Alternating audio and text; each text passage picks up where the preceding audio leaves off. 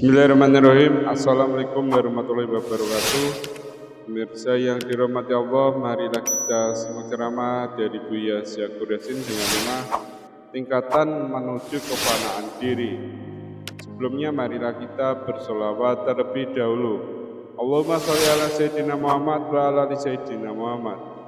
Selamat menyaksikan. Ini pertanyaan terakhir Buya dari Jafarudin Cirebon. Assalamualaikum Buya. Ada seorang yang ingin bertemu Tuhan.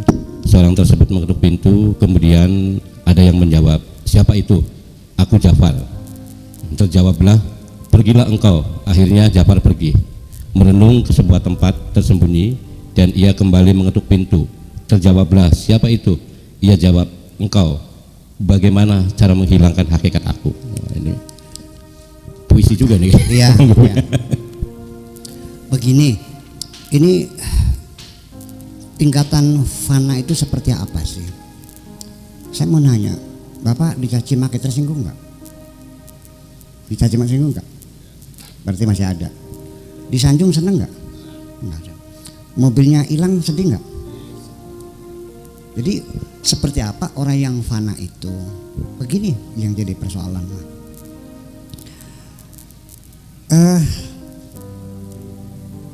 Satu persatu dulu ya. Ketika Anda merasa sedih mobilnya hilang, pertanyaan saya, kenapa sedih? Pak Badar mobilnya hilang, sedih. Saya nanya, kenapa sedih? Nah, kalau belinya susah, kalau belinya mudah sedih nggak? Oke, sama juga. Mobilnya cuma satu-satunya, kalau punya 3 hilang 1 sedih nggak? Alasan lagi karena kreditnya belum lunas, kalau sudah lunas sedih nggak? Nah, sudah, oke, semuanya ternyata itu kamuflase semua itu. Kalau yang hilang mobilnya Pak Ubed, sedih nggak? Nggak. Sebabnya kesedih? Bukan punya saya. Berarti sedih itu munculnya karena kita merasa memiliki. Kalau kita masih merasa memiliki, berarti kita masih ada, belum fana. Siapa itu? Anak-anak baik. Sudah, kita kembangkan. Jadi sebabnya kita sedih adalah karena kita merasa memiliki. Dalam agama dibenarkan gak kita merasa memiliki?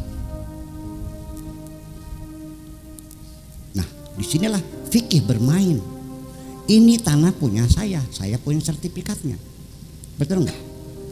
Ini rumah saya, ini IB-nya ada. Ini istri saya, ini buku nikahnya ada. Semua kita mengklaim semuanya milik kita. Nah, ketika apapun hilang kita sedih, kesimpulannya semakin Anda banyak memiliki, Anda orang yang paling banyak merasa sedih.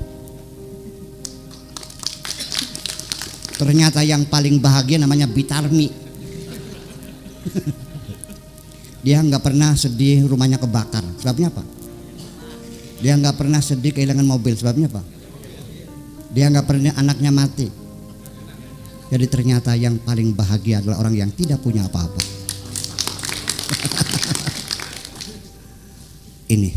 Jadi artinya fikih membenarkan orang memiliki, tapi akidatan kalau Anda masih sedih berarti Anda bisa memiliki. Sekarang saya mau nanya.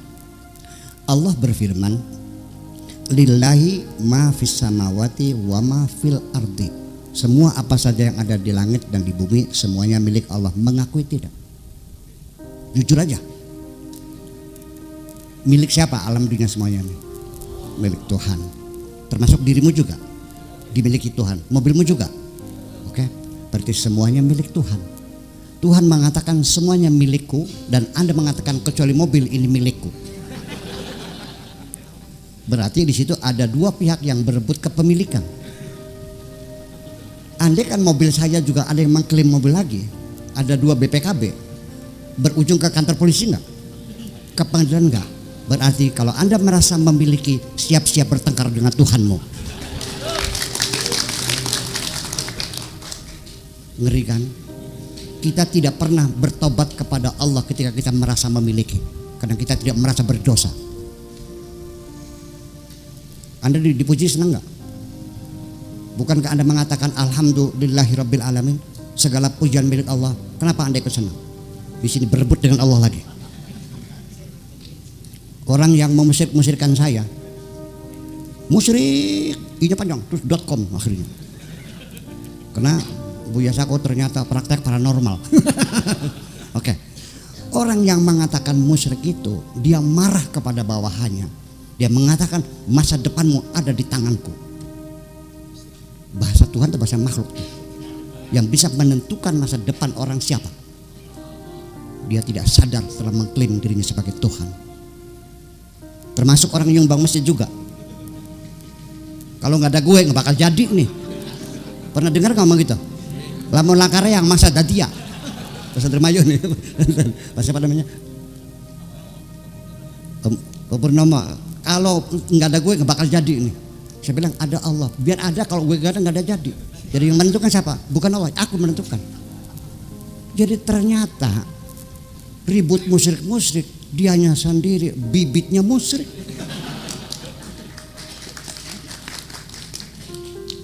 Kita semua mengatakan sebagai hamba, semuanya Allah yang mengatur, betul nggak?